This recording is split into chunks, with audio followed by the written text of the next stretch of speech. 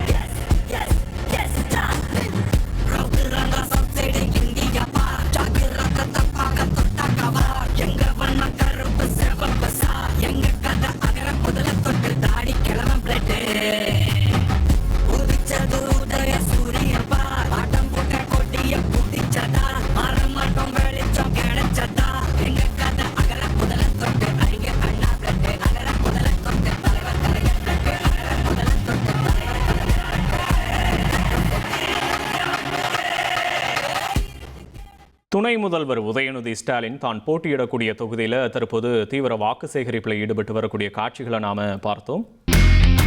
இனி செல்லும் இடமெல்லாம் செய்தி.